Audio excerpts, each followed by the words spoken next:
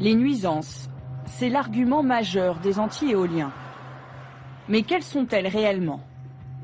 Pour le savoir, nous nous rendons à Villers-le-Sec, en Picardie. La région compte le plus d'éoliennes, derrière la Champagne-Ardenne. Il y a 10 ans, Florence Peter s'emménage avec son mari et ses enfants dans cette ancienne ferme, qu'elle restaure entièrement. Mais en 2009, juste en face de chez elle, elle voit sortir de terre les machines, comme elle les appelle. Voilà, ici je crois que vous avez une superbe vue panoramique. Donc voilà, 1, 2, 3 là, 4, 7, 8 dans le fond. Moi j'appelle ça un encerclement. Ça gâche complètement le paysage. Mais vous savez qu'il y a des gens qui trouvent ça beau. Moi j'invite les personnes qui trouvent ça beau à venir à la maison et puis on peut en discuter et puis on va voir si... est-ce qu'elles loueraient un gîte par exemple à côté des éoliennes? Est-ce que ces personnes qui trouvent ça beau vont acheter une maison à côté des éoliennes? C'est une forme de pollution. Pollution sonore aussi, selon Florence.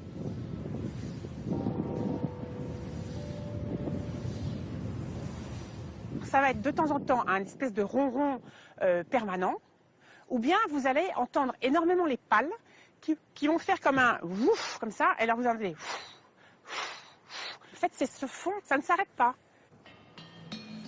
Enfin, Florence craint que sa propriété ne soit dépréciée à cause de ses voisins d'acier. Deux jugements récents ont estimé que des maisons avaient perdu 10 à 20% de leur valeur.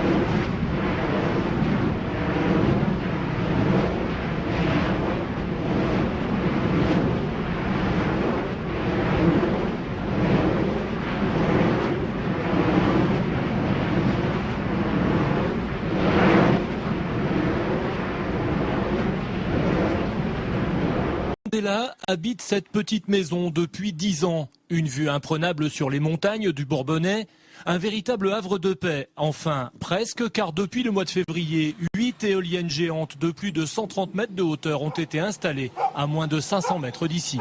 Je ne m'attendais pas à être dérangée comme ça chez moi, par des bruits sourds, aléatoires, surprenants, de jour comme de nuit. Ce qui inquiète le plus les riverains, ce sont les conclusions d'un rapport rédigé par une biologiste suisse. Selon elle, la rotation des pales de ces éoliennes provoquerait des infrasons imperceptibles à l'oreille humaine et qui auraient des conséquences sur la santé. Elle appelle cela le syndrome éolien. Troubles du sommeil, maux de tête, bourdonnement, vertige, irritabilité et accélération du rythme cardiaque ont été constatés. Au niveau de la santé publique, les promoteurs éoliens Pour eux, c'est pas du tout leur problème. On implante des éoliennes, qu'il y ait des maisons tout autour, que les gens soient stressés, qu'il y ait des maladies qui se greffent dessus. Pour eux, c'est rien du tout. Les riverains ont donc décidé d'attaquer en justice en déposant une plainte contre X. Ils ne sont pas contre les éoliennes, mais préféreraient qu'elles ne soient plus implantées dans des zones rurales. Les éoliennes ne sont pas, comment dire, des machines agricoles.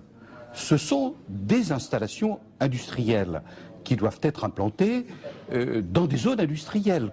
Le parc éolien appartient à une société parisienne. Jointe par téléphone, elle dit respecter à la lettre la législation sur le bruit qui ne prend pas en compte pour l'instant les fameux infrasons.